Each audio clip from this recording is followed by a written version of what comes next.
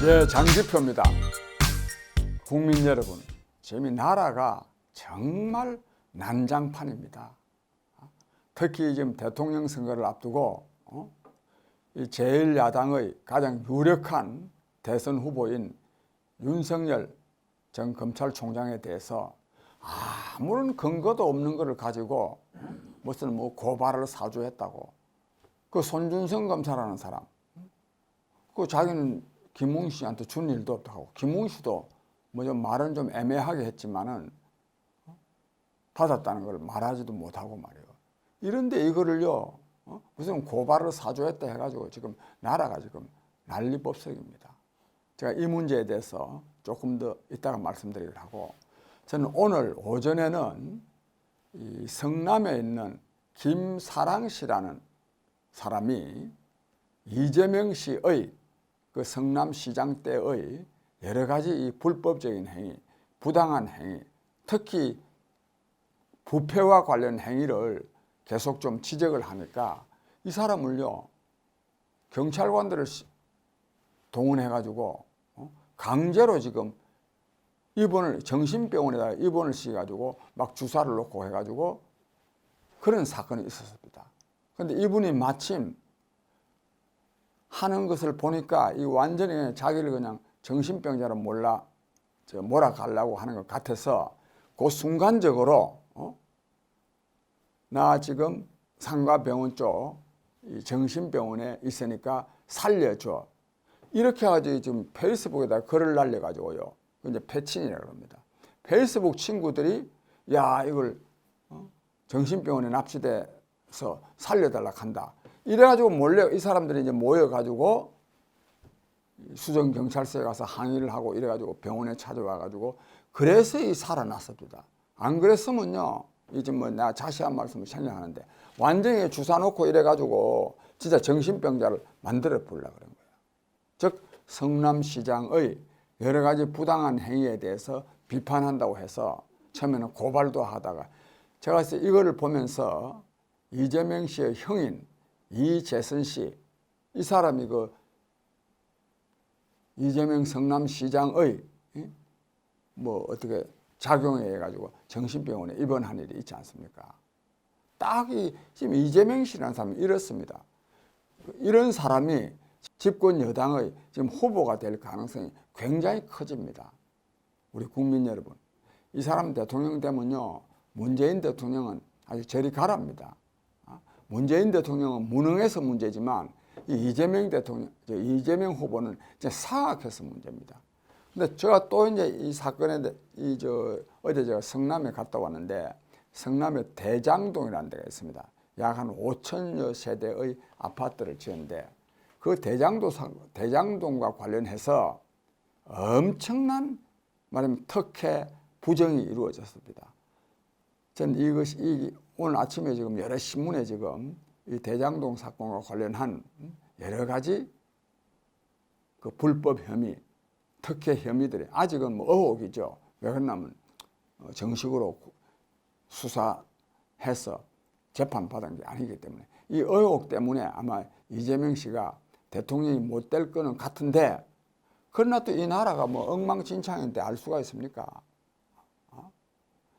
그 다음에 이 성남은요, 완전히 그냥 운동권, 주사파 운동권이 소굴이 돼가지고 내가 그걸 오래전부터도 좀은 알고 있었지만 어제 제가 성남에 가서 자세하게 들었습니다. 듣고, 이야, 이거 완전히 난장판입니다, 난장판. 이 만약에 이런 이재명 씨가 성남시장 할 때의 이 난장판이 만약에 이재명 씨가 대한민국의 대통령이 된다면 이 대한민국 전체를 난장판으로 만들 겁니다. 거기다 뭐 조폭까지도 다 끼어들고 해가지고 국민 여러분 이거 정말로 막아야 됩니다. 저는 뭐 이재명 씨가 안 되리라고는 보지만 그러나 이 집권 세력이 권력도 갖고 있고 또 권력을 갖고 있다고 하는 것은 검찰, 뭐 경찰, 심지어 공수처까지 갖고 있지 않습니까? 여기다가 또 아무래도 또 뭐 돈도 갖고 있을 것이고 그것뿐입니까? 또 인맥도 갖고 있습니다. 특히 언론도 갖고 있습니다. 정말 우리가 정신을 똑바로 차려야 됩니다. 근데 아까 이제 그 윤석열 씨 관련 사건 말이죠. 국민 여러분, 이거는 고발 사주 사건이 아니라 공작 사주 사건입니다. 정치 공작 사주 사건. 왜 고발? 뭐 고발했다는 게 뭐 아무런 근거가 없어요. 근거가 없는데도요, 공수처라는 데서는 그걸 입건을 했습니다. 말하자면 윤석열 씨를 피의자로 입건했습니다. 그 왜 무슨 사실도 없는데 왜 그 입건을 하느냐? 그러니까 국민의 관심이 집중된 사건이라서 그렇다. 그다음 또 수사해보고 뭐 아무런 혐의가 없으면 무혐의 처리하면 된다. 도대체가 이게 명색이 그것도 사법기관이거든요. 법을 다루는 기관에서 이런 말도 되지도 않는 소리를 하고 앉아 있습니다. 그럼 이것만 말도 되지도 안 하면 또 뭐 다행인데 전부가 말도 되지도 안 합니다. 이 사건에 뭐 제보자인지 뭐 등장한 사람이 조성은 씨라는 사람인데 이 사람이 지금요 박지원 국정원장을 지난 8월 12일 날 일과 시간에 그것도 롯데 호텔에서 만났다는 거 아닙니까? 왜 만났겠습니까?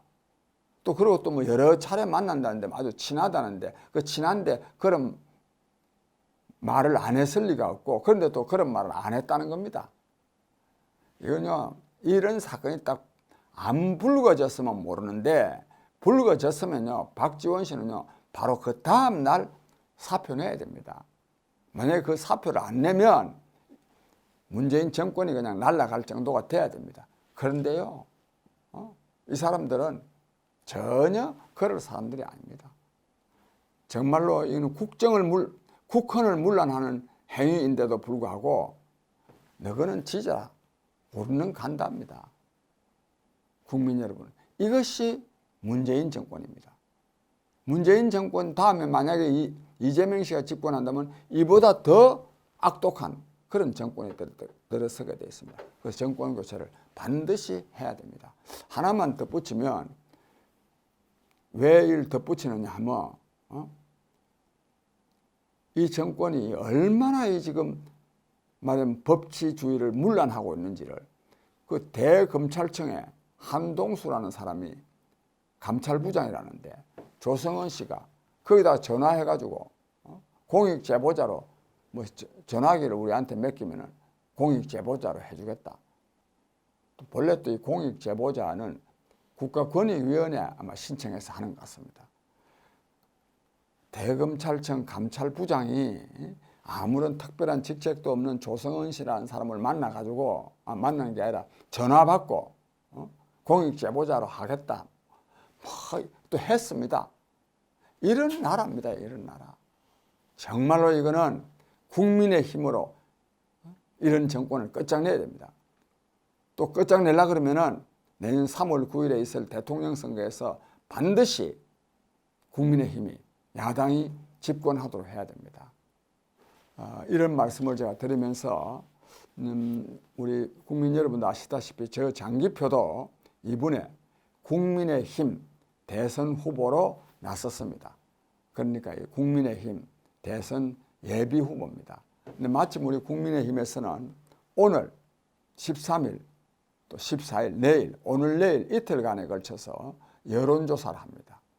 여론조사를 하는데 해가지고 합해가지고 15일 날 컷오프라는 걸 합니다. 그러니까 현재는 지금 12명이 출마했는데 그중에 8명만 이렇게 다시 또 2차 경선을 하고 나머지 4명은 이렇게 잘라내는 이런 여론조사를 합니다.